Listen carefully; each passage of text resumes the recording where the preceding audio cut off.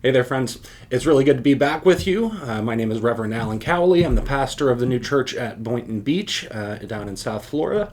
And we are continuing on with another installment of our series on the Ten Commandments. Today we're looking at the Third Commandment, which is remembering the Sabbath day. And just to jump right in, I'd like to start off by actually encouraging you to think of a state of absolute peace and harmony. Maybe after you had a really, long day at work and you get to come home and just that feeling of rest afterwards, or maybe you had just completed a really long-term project and you get to see the final product and it just brings you a sense of peace and you have a chance to rest. And with that in mind, we begin actually with a lesson from the work Arcana Celestia, or Heavenly Secrets, and this is number 88 and 90, kind of talking about some of this peace for a person in heaven. It says, when a person is in heaven, he is free from all apprehensiveness, uneasiness, and anxiety. And when free from these, blessedness is his. So that's what heaven's about, right? Free from apprehensiveness, uneasiness, and anxiety, and then so we have blessedness. What a beautiful image. And yet it seems like it's talking about just people in heaven. And what I want to talk about today is how when we really are doing our job or our work, our labor in doing this commandment properly, that it actually helps to bring that lack of anxiety or take away that anxiety, the uneasiness, and it does bring us a sense of blessedness. And we're going to get back to a similar reading in there a little bit later. Let's read this commandment from Exodus chapter 20. It starts in verse 8. And it says, "Remember the Sabbath day to keep it holy.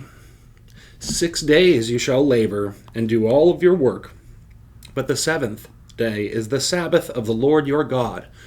In it you shall do no work, you, nor your son, nor your daughter, nor your male servant, nor your female servant, nor your cattle, nor your stranger who is within your gates. For in 6 days the Lord made the heavens and the earth, the sea and all that is in them, and rested on the seventh day. Therefore the Lord blessed the Sabbath day and hallowed it." So this is a great one. As a pastor, I like to be able to sit there and I can say, well, see, you're supposed to be coming to church on Sundays. It's a commandment. We got you. I mean, how many of us have skipped a week of church? Got you. You're breaking the commandments, right? Is that what this is all about?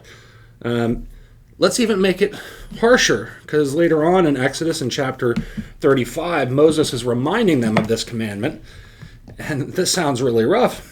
It says, "Then Moses gathered all of the congregation of the children of Israel together and said to them, 'These are the words which the Lord has commanded you to do.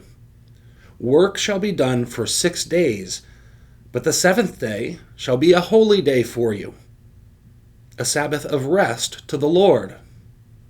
Whoever does any work on it shall be put to death.'" Really? Just start rounding people up now, right? Wow, put to death. That puts a little bit of weight on this commandment. What could that possibly mean? And what's up with the 6 days of labor and then the 1 day of rest that makes it holy to God? Well, if we look at that commandment, it talks about why this is important. It says, "For in 6 days the Lord created the heavens and the earth, the sea and all that is in them, and then rested on the seventh." So it's a reference back to creation, or the creation story. But in the new church, we understand that creation story to really be about recreating our spirit, or being reborn, going from being a merely human to being truly human, to being a spiritual being. And that process, that 6 days, represents all of our work, all of our labor in being reborn or reformed. So that's what these 6 days of labor is really all about. And then what's beautiful about this seventh day is that once that labor is complete, then there is rest. There is that blessedness that we were talking about.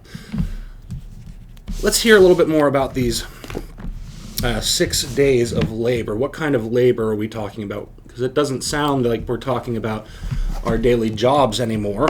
This is the work True Christian Religion, or True Christianity, number 302, saying that the spiritual meaning in the spiritual meaning, this commandment refers to our being reformed and regenerated by the Lord. The 6 days of labor mean battling against the flesh and its cravings, and also against evils and falsities that are in us from hell. The 7th day means our becoming connected to the Lord and our being regenerated as a result. As long as this battle continues, we have spiritual labor. But when we have been regenerated, we rest. The Lord's goal with all of us is to reform us, because almost everything that we do is very centered on self. That's just kind of our native state. I mean, you might think about an infant, and all they really do care about is the attention that is given them, the food that they need. Like, it's a very selfish existence that we are born into. And what the Lord is trying to do with us is to shift our attention away from self, take care of ourselves, but to look at others. And the way that the Lord tries to do this is to give us true ideas about how to serve Him and serve our neighbor, and that's true ideas, and to get us to do it with a good intent or a good will. So the idea is actually trying to marry these concepts of what is true with a good will or a good intention towards other people. And many times throughout the writings of the new church, it talks about this marriage of goodness and truth that is what makes heaven. Now, the problem is that that marriage can only exist after we have dispelled falsities, after we have kind of overcome some of our inclinations towards evils of every kind. So this labor that the Lord is talking about, that 6 days of labor, is our work in rejecting what is false and evil and trying to put together what is true and good. And that takes effort, takes a lot of effort on our part, but it is really also the Lord doing it with us. So I want to go back to our work Arcana Celestia and read a little bit more. This is back in 8888, talking more about this conflict. Furthermore, by the conflict which comes before and is preparatory to that heavenly marriage, that marriage of goodness and truth, one should understand spiritual conflict or temptation. For before a person enters into the heavenly marriage, that is, before being regenerated, he is involved in conflict with evils and falsities residing within him. These have to be removed before truth and good from the Lord can be received. They are removed, those evils and falsities, by means of the truths of faith. For a person not only learns through those truths what is good, but is also led to good by means of them. This state is the first that a person who is being regenerated passes through. It is called the state which comes before and is preparatory to the heavenly marriage.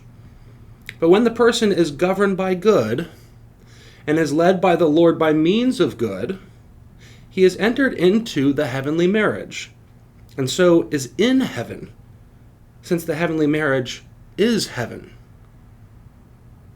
Wait, so we were talking about in that passage before that when a person is in heaven, he is free from all apprehensiveness, uneasiness, and anxiety, and then has blessedness. So we can actually be in heaven through this. Isn't that powerful? That this work that we can be doing, the combating against the evils and falsities within our own self, is actually going to result in that blessedness, the blessedness of heaven, that heavenly marriage that takes away that anxiety, that uneasiness, the unrest. You know, the word Sabbath actually means rest and the peace that we feel from it. This is what the Lord wants for all of us. He wants us to feel his blessedness and peace. And it says in the Gospels that he is the Lord of the Sabbath. He is the one that brings us that peace. So this is a very important commandment to be thinking of. And what I want to kind of close with is the idea of that first word, remember the Sabbath day. This is, pretty much the only commandment that kind of doesn't have that thou shalt not. This is kind of the positive one. It says, remember the Sabbath day. And if we're thinking about remembering, it's actually talking about a perpetual remembrance. And that perpetual remembrance is actually constantly thinking in our daily lives, how are we working in this moment? How are we laboring in this moment to dispel what is wrong in our lives by means of the truths that the Lord gives us in his word? How are we then trying to link that into something good? It's kind of having this perpetual remembrance of our purpose is to serve the Lord and serve our neighbor, and that joy and blessedness can come from that.